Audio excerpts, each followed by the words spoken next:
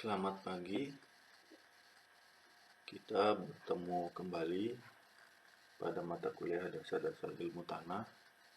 Pada pertemuan kali ini kita akan membahas mengenai topik klasifikasi tanah. Jadi tujuan dari dilakukannya klasifikasi tanah itu akan kita bahas pada materi ini. Kemudian apa saja asas atau prinsip dari klasifikasi tanah. Kemudian sistem klasifikasi tanah yang selama ini berlaku untuk mengklasifikasikan tanah. Nanti kita akan bahas sistem klasifikasi tanah dari Pusat Penelitian Tanah, kemudian sistem klasifikasi tanah FAO, dan taksonomi tanah.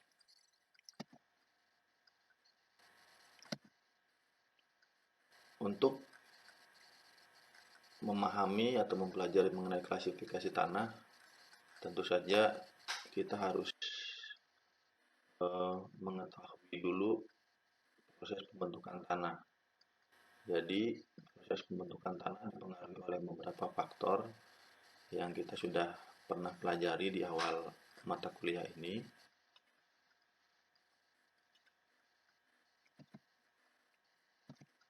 Yang pertama adalah bahan induk. Ya, jadi bahan induk sebagai faktor utama pembentuk tanah itu akan mempengaruhi sifat fisik tanah, kimia tanah, dan mempengaruhi mineral yang dikandung di dalam tanah. Kemudian iklim, banyak faktor iklim yang mempengaruhi pembentukan tanah ya. Satunya atau salah duanya adalah curah hujan dan suhu. Kemudian waktu terbentuknya tanah akan mempengaruhi apakah tanah itu muda atau baru terbentuk, dewasa atau tua. Kemudian relief atau topografi, baik itu kelerengan atau kemiringan ataupun ketinggian tempat. Kemudian organisme, ya, vegetasi, hewan, dan manusia. Kemudian dari proses pedogenesis atau pembentukan tanah akan terbentuk seiring dengan berjalannya waktu tadi akan terbentuk profil tanah. Ini juga kita sudah pernah bahas pada pertemuan sebelumnya. Profil tanah adalah penampang melintang atau vertikal tanah yang terdiri dari lapisan tanah solum yang disebut tanah dan lapisan bahan induk yang masih berbentuk batuan. Ya. Solum tanah adalah bagian dari profil tanah yang terbentuk akibat proses pembentukan tanah. Jadi proses pembentukan tanah itu adalah pelapukan bahan induk, ya, karena faktor pembentukan tanah tadi sehingga terbentuk lapisan atau horizon tanah. Jadi sehingga ya, bagian dari profil tanah terbentuk akibat proses pembentukan tanah. Jadi ada penuraian dari masing-masing lapisan atau horizon pada profil tanah sebagai berikut ya. Lapisan atau horizon O itu didominasi oleh bahan organik sehingga disebut O atau organik. Kemudian horizon A adalah horizon mineral di permukaan tanah, merupakan akumulasi bahan organik halus tercampur dengan bahan mineral. Jadi untuk lapisan A itu adalah campuran dari bahan organik dan bahan mineral dari bahan induk. Kemudian E adalah horizon eluviasi, yaitu horizon dengan sifat utama menjadi pencucian liat, ya, bersih air, bahan organik dan lain-lain. Jadi ini adalah horizon eluviasi, artinya eluviasi adalah bahan yang keluar dari horizon tersebut atau dari lapisan tersebut, sehingga horizon E ini adalah horizon di mana Fe bahan organik tercuci ke horizon atau lapisan di bawahnya, eluviasi. Gitu ya. Kemudian horizon B adalah horizon iluviasi.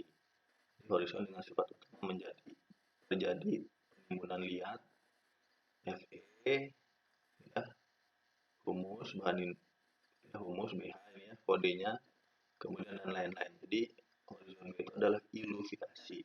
Jadi masuknya bahan-bahan mineral maupun bahan organik dari horizon eluviasi. Jadi eluviasi itu akumulasi atau tempat timbunnya.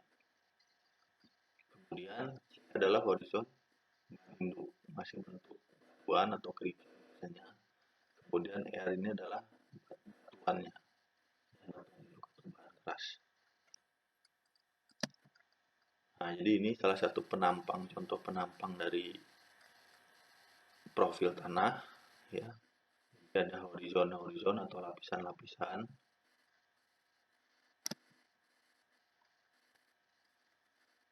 Untuk mengumpulkan tanah, mengumpulkan sifat dan ciri morfologi, mineralogi, fisika dan kimia tanah yang sama atau hampir sama. Klasifikasi itu adalah cara untuk mengumpulkan atau mengelompokkan tanah dengan sifat dan ciri yang sama, baik itu sifat atau ciri morfologi, mineralogi, fisika, dan kimia tanah yang sama, kemudian dikelompokkan.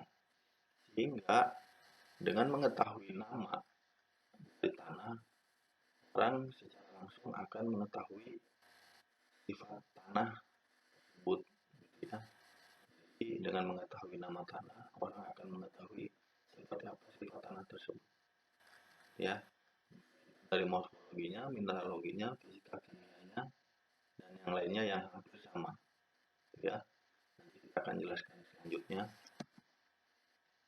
Kemudian tanah-tanah tadi mempunyai sifat yang sama dan hampir sama, nama agar mudah dikenal, kemudian diingat, dipahami, dan digunakan setelah dapat dibedakan satu dengan lain.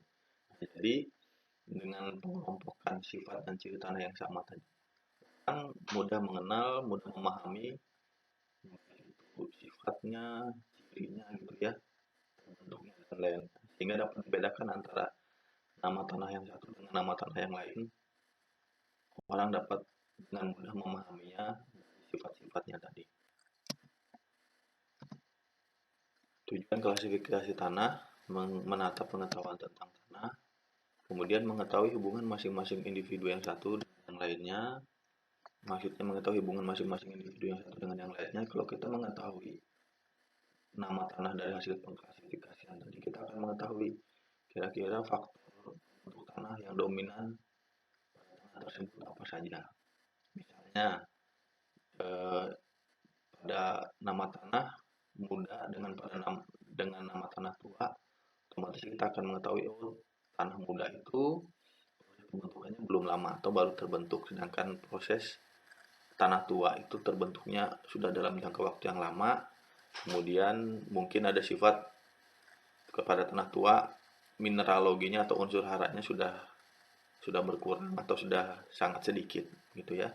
Jadi tingkat kesuburannya sudah tidak baik lagi dibandingkan tanah muda. Nah, jadi dengan mengklasifikasikan seperti itu, kita akan mengetahui sifat dan ciri tanahnya secara langsung.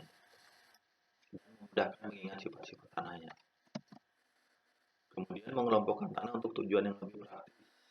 Misalnya menaksir sifat tanah, menentukan lahan terbaik, menduga produktivitas tanah, menentukan areal untuk penelitian. Nah, itu tadi ya.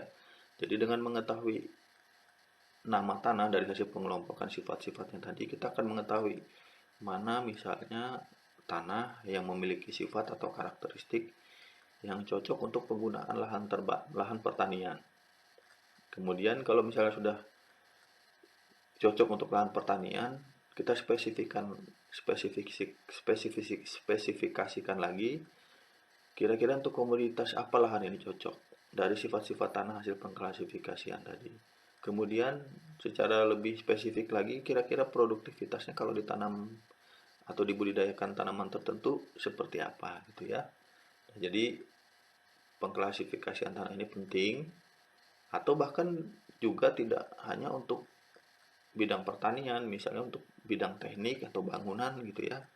Jadi kita dengan mengetahui sifat-sifat tanah, kita akan mengetahui misalnya untuk pembuatan pondasi atau gedung dengan lantai tertentu, kira-kira pada tanah seperti apa nih yang paling cocok ya, kesesuaiannya untuk bangunan. Kemudian dengan mengklasifikasikan tanah, kita bisa mempelajari hubungan sifat-sifat tanah yang baru. Kemudian tujuannya juga untuk transfer agroteknologi. Jadi klasifikasi tanah misalnya di tempat atau di daerah lain ternyata sangat baik dibudidayakan untuk tanaman tertentu, itu sebagai informasi pada daerah lain juga yang mempunyai sifat atau ciri tanah yang sama untuk melakukan budidaya dengan sistem yang sama karena sudah terbukti berhasil di tempat yang lain. Jadi itu ya fungsi dari atau tujuan klasifikasi tanah.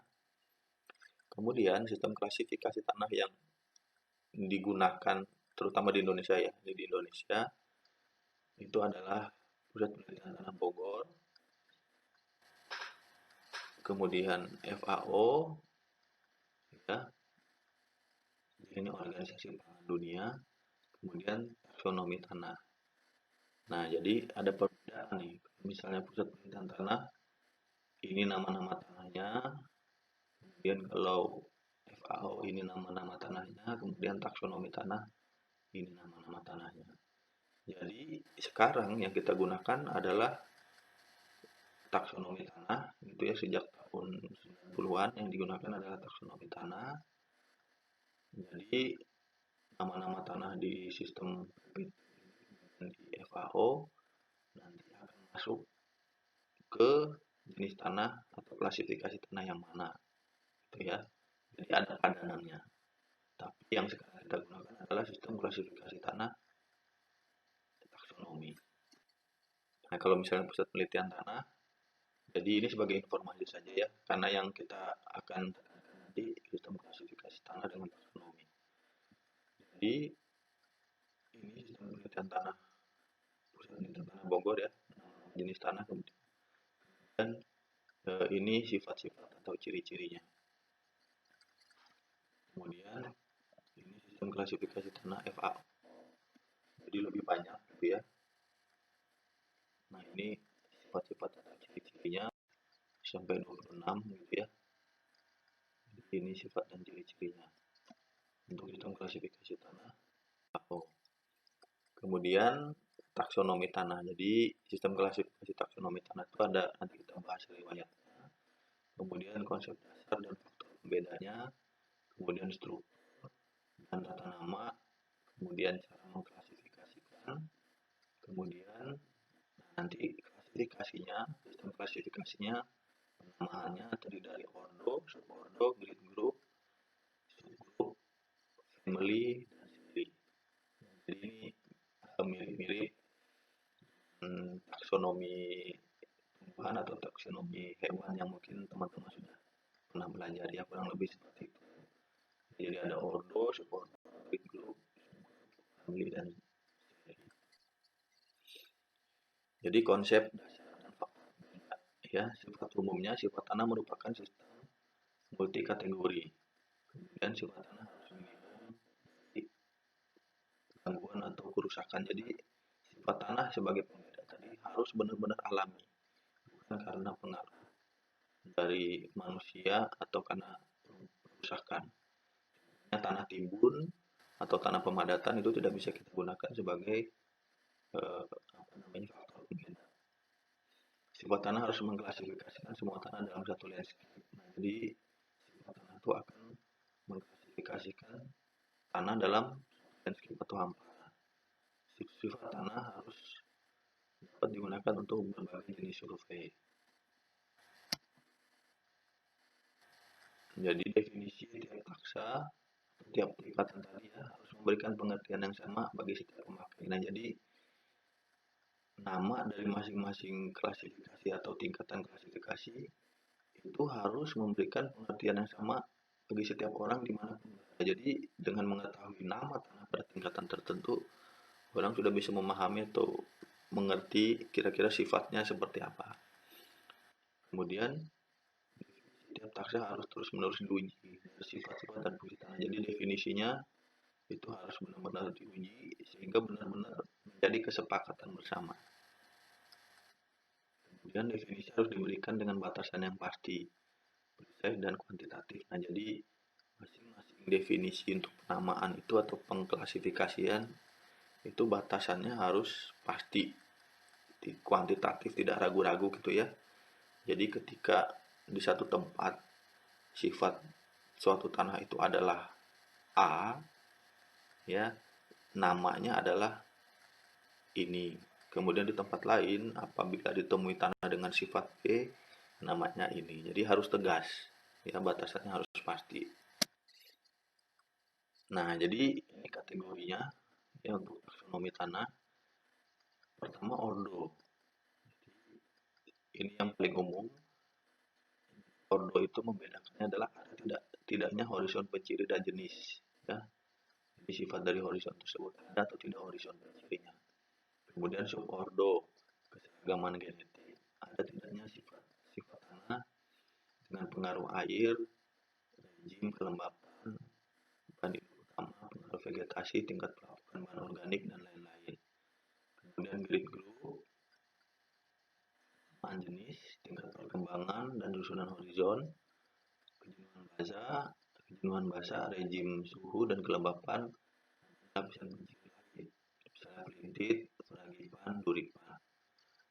Subgroup, sifat-sifat inti dari grid group ya, tipiknya, pencirinya, kemudian sifat tanah, palihan ke grup lain, atau ordo, sifat-sifat tanah peralihan ke bukan tanah. Kemudian family, itu sifat pencirinya adalah sifat tanah yang penting untuk pertanian dan engineering atau teknik, dan ukuran butir, susunan mineral, rejim temperatur. Kemudian seri, jenis dan susunan horizon, ya warna, struktur, pH, sifat kimia, dan mineral dari masing-masing horizon. Jadi ketika nama atau klasifikasi tanah sudah pada tingkat seri, itu sudah sangat spesifik. Kita sudah bisa langsung menentukan kira-kira sifat tanahnya seperti apa, kemudian penggunaan tanah terbaiknya untuk apa. Jadi kalau pada tingkat seri sudah lebih detail, sangat spesifik. Itu ya faktor dari masing-masing kategori. Kemudian strukturnya ya, jadi ordo itu ada 12 taksa, 12 nama, ordo itu 64, kemudian grid group itu ada 317, kemudian subgroup itu ada terus bertambah gitu ya, terus berkembang karena bisa saja di tempat lain dijumpai subgroup dari grid yang ada. Kemudian family juga terus bertambah, kemudian seri akan terus bertambah. Jadi kira-kira ini adalah struktur dari klasifikasi sistem taksonomi. Nah, untuk nama ordo, jadi kira-kira tata nama dan pencirinya, jadi mungkin ini garis besarnya saja ya yang teman-teman perlu ketahui, sehingga gampang untuk mengingat ketika kita mengetahui nama ordo dari suatu tanah. Alfisol ya, akhirannya adalah ALF. ALF ini artinya aluminium atau Fe besi. Jadi kira-kira kalau alfisol itu tanah yang mengandung besi ya atau aluminium, besi dan aluminium. Kemudian andisol, andisol itu akhirannya atau awalannya an, ando. Nah, ini artinya tanahnya hitam. Jadi kalau misalnya tanahnya hitam, bisa saja itu merupakan tanah dengan ordo andisol. Kemudian andisol, aridus gitu ya. Aridus itu sangat kering. Jadi tanah-tanah ini terletak pada areal-areal yang kering. Kemudian entisol, ENT, dari kata recent atau baru, recent, baru ya. Jadi tanah-tanah yang masih baru, ya, yang belum mungkin saja yang belum mengalami perkembangan lanjut, horizonnya pun, lapisannya pun belum terbentuk. Kemudian gelisol, EL, ya, gelare, membeku. Jadi ini tanah-tanah pada daerah-daerah yang ada esnya gitu ya. Jadi di Indonesia tidak ada. Kemudian histosol, ST, histos jaringan ya. Jadi histosol ini terdiri dari jaringan tumbuhan atau tanaman dan hewan yang mati. Nah, histosol ini kalau lebih dikenalnya dengan istilah gambut. Kemudian insektisol, insektum, ya, permulaan. Jadi nanti akhirannya EF, insektum. Kemudian molisol akhirannya OLL, molis, molus ya, lunak. kemudian oksisol, OX, oksida. Jadi terdiri tanah yang mengandung oksida, baik itu oksida besi, logam, Fe, dan sebagainya. Sol akhirannya odo, sodos, abu. Jadi warnanya seperti abu, ya, abu-abu gitu ya. Sol, ULT, ultimus atau akhir. Jadi ini tanah yang sudah mengalami pelapukan lanjut atau sudah akhir, sehingga umumnya tanah ultisol itu memiliki suburan rendah, unsur hara rendah, gitu ya, karena sudah mengalami pelapukan yang lanjut. Kemudian vertisol atau ERT nanti akhirannya verto atau berubah. Jadi tanah ini bisa berubah-ubah pada musim kering, kemudian pada saat basah akan berubah. Kemudian subordo itu terdiri dari unsur pembentuk. Kemudian misalnya ya dipengaruhi oleh air atau aqua. Kemudian namanya berarti aku ya. Kemudian ditambah dengan ordo. Jadi kalau misalnya ordonya entisol, misalnya tanah-tanah di sepanjang pinggiran sungai ya, yang terbentuk karena endapan masih baru, belum terbentuk lapisan. Nah, dipengaruhi oleh air sehingga ambil akhirannya nt di awalnya ya nt tadi. Kemudian nama ordonya akuen. Jadi aku tambah n sehingga nama ordonya aku. Kemudian untuk unsur pembentuk misalnya dengan kondisi suhu yang dingin ya, krios, kerai, diambilnya kerai ya, krios, kerai. Kemudian suhu ordonya tadi akuen ya, ambil akuennya. Kemudian grid grupnya, nama grid grupnya adalah kerai akuen ya, kerai akuen ya, entisol. Jadi ini nama grid grupnya atau unsur pembentuknya ya, pada daerah dingin. Kemudian ini nama subgrupnya akue, jadi aku. Kemudian ini nama ordonya entisol. Jadi nama grid grupnya adalah kerai akuen.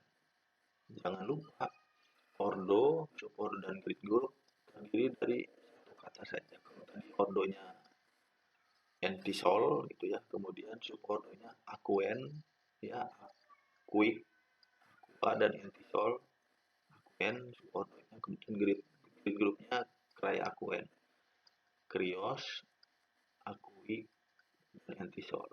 Jadi grid group terdiri dari satu kata saja.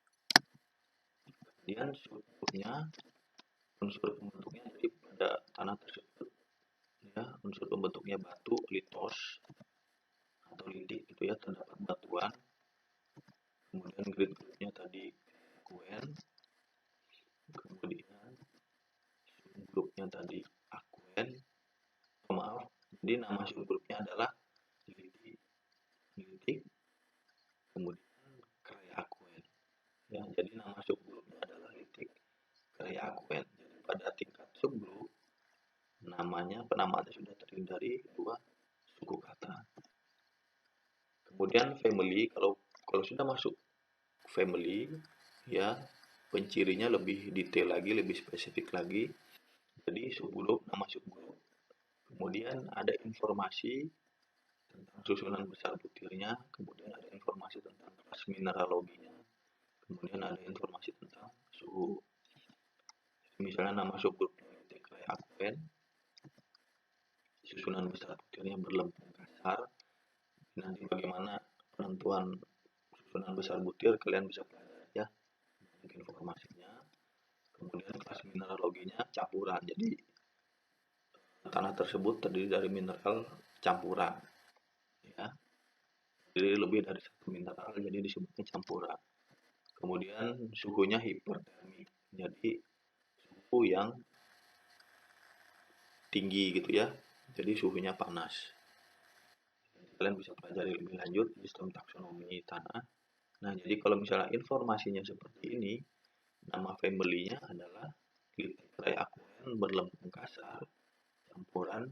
Orang sudah tahu kalau campuran adalah mineraloginya, mineralnya terlebih dari satu mineral. Kemudian ini suhunya hipertermik. Ya. Dengan mengetahui family ini, orang sudah langsung tahu kira-kira sifatnya seperti apa. Kemudian sifat spesifiknya juga kita tahu. Kemudian kita akan bisa mengetahui kira-kira jenis tanah ini akan baik untuk pengelolaan seperti apa. Kita mengklasifikasikan tanah, membandingkan sifat-sifat tanah yang dimiliki dengan kriteria untuk berbagai taksa yang ada dalam suatu taksonomi atau kunci taksonomi tanah, gitu ya. Ordo, subordo, grade group, sub. Nah ya. Kemudian nanti spesifiknya family, sehingga kita akan mengetahui sifat tanah lebih detail dan pengelolaan tanah terbaiknya untuk apa. Ya, jadi saya pikir itu untuk materi klasifikasi tanah. Yang paling utama adalah dasar-dasarnya dulu ya. Jadi dengan mengetahui nama tanah untuk tingkatan tertentu, baik itu ordo, subordo, grid group, subgroup, family, dan seri, kita akan mengetahui sifat dan ciri tanah tersebut. Kemudian kita akan bisa menentukan sistem pengelolaan apa yang terbaik pada tanah tersebut. Baik, saya pikir itu materinya. Terima kasih. Sampai ketemu lagi di pertemuan selanjutnya. Selamat.